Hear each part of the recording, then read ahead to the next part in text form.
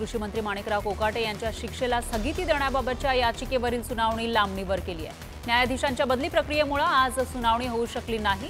शिक्षेला स्थगिती मिळवण्यासाठी कोकाटेंनी नाशिक जिल्हा न्यायालयामध्ये याचिका दाखल केली होती। तोट्यात असलेल्या बेस्टला उत्पन्नाचे स्रोत निर्माण करण्याच्या सूचना मुख्यमंत्र्यांनी दिल्यात। मनपाच्या बजेटमध्ये 3% वाहतुकीसाठी राखीव तरतूद करण्याच्या पालिकेला सूचना देण्यात आल्यात। मनपाच्या बजेटमध्ये 3% वाहतुकीसाठी राखीव तरतूद ठेवा अशा सूचना दिल्यात।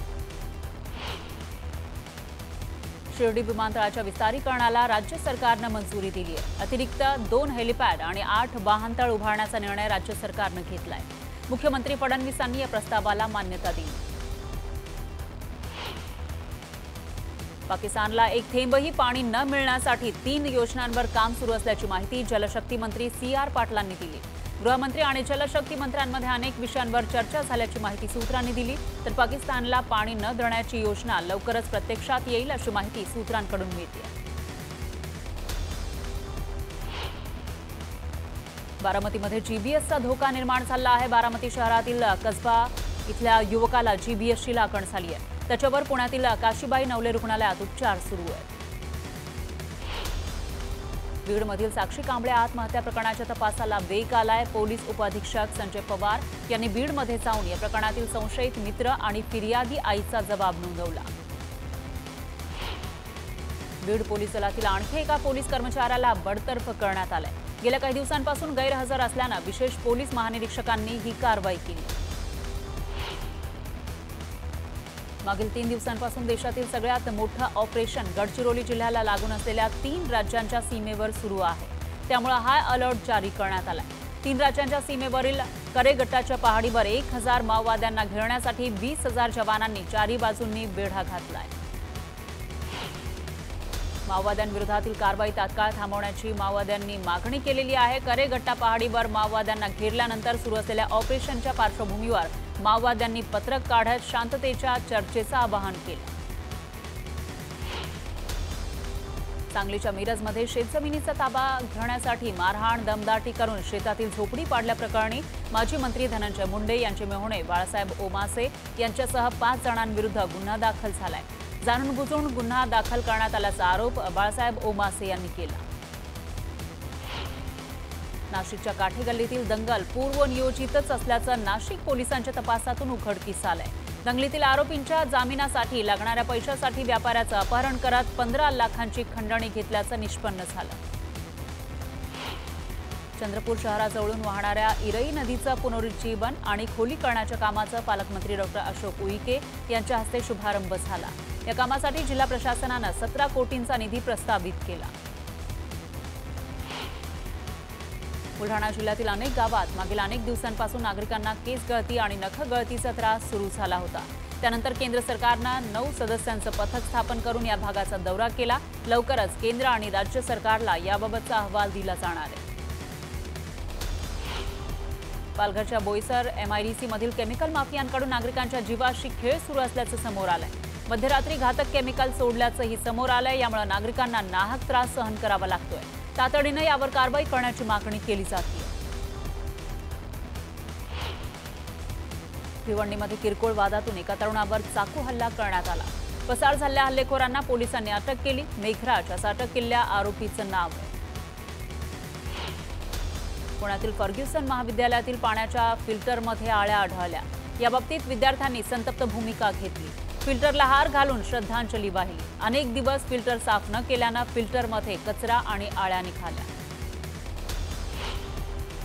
राष्ट्रवादी पक्ष NDA सोबत राहण्याच्या निर्णयावर ठाम आहे। यामध्ये कोणताही बदल होणार नाही असं वक्तव्य खासदार सुनील तटकरे यांनी केलं आणि दोन्ही राष्ट्रवादी एकत्र येणार असल्याच्या चर्चांना पूर्णविराम दिला। कामाच्या दर्जात अजिबात तडजोड नको, नुसतं पाट्या टाकायचं काम करू नका असा थेट इशाराच अजित पवारांनी अधिकाऱ्यांना दिला। तर कामाच्या दर्जाची पाहणी करण्यासाठी लवकरच एजन्सी नेमणार अशी माहितीही अजित पवारांनी दिली।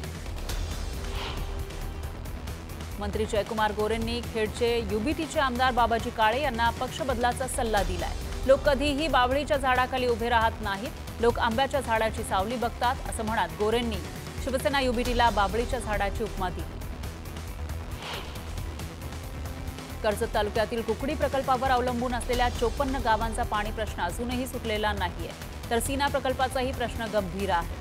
त्यामुळे या दोन्ही प्रकल्पांबाबत अधिकाऱ्यांशी संवाद साधलाय। सीना प्रकल्पाचा पाणी प्रश्न लवकरात लवकर सुटेल, पण कुकडीचा पाणी प्रश्न सुटायला वेळ लागेल अशी माहिती अधिकाऱ्यांनी दिल्याचं रोहित पवार यांनी स्पष्ट केलं।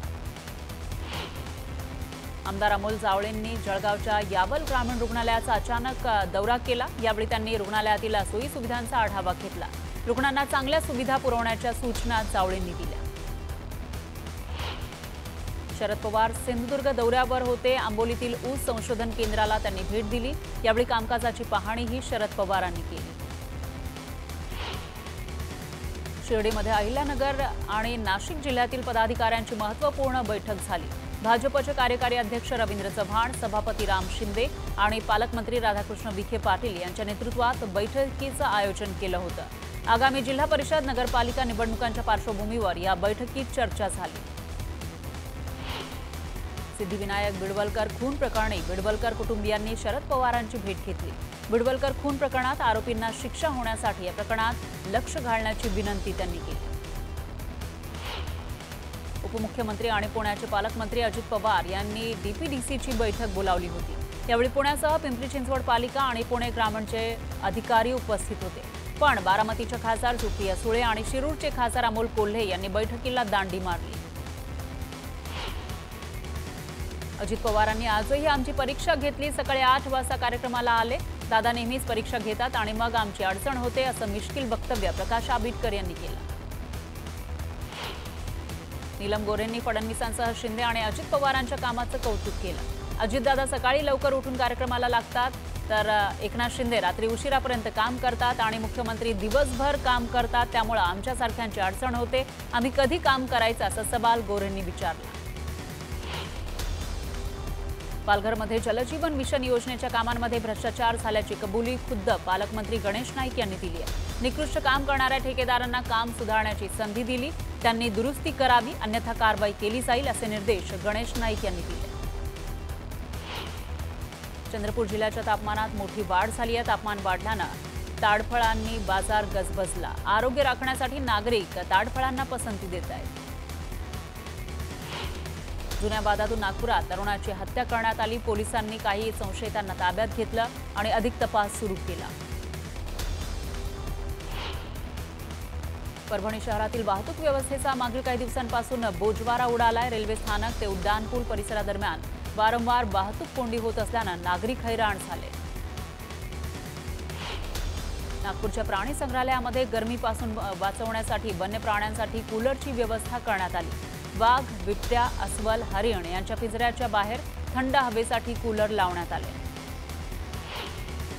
वाशिमच्या मानोरा शहरातून वाहणाऱ्या अरुणावती नदीमध्ये कचऱ्याचे ढीग जमा झाल्यानं नदीचा प्रवाह अडवला गेला होता। त्यामुळे परिसरात दुर्गंधी पसरल्यानं नागरिक आक्रमक झाले। त्यामुळे नदीमध्ये स्वच्छता करण्याची मागणी नागरिकांनी केली।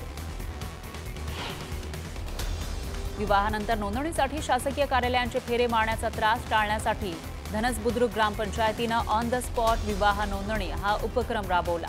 नवविवाहित जोडप्याच्या विवाहाची नोंदणी थेट मंडपातच करण्यात आली। जळगाव पालिकेसमोर घरकुलासाठी दिव्यांग बांधवांनी मोर्चा काढला। तातडीनं घरं देण्याची मागणी यावेळी आंदोलकांनी केली।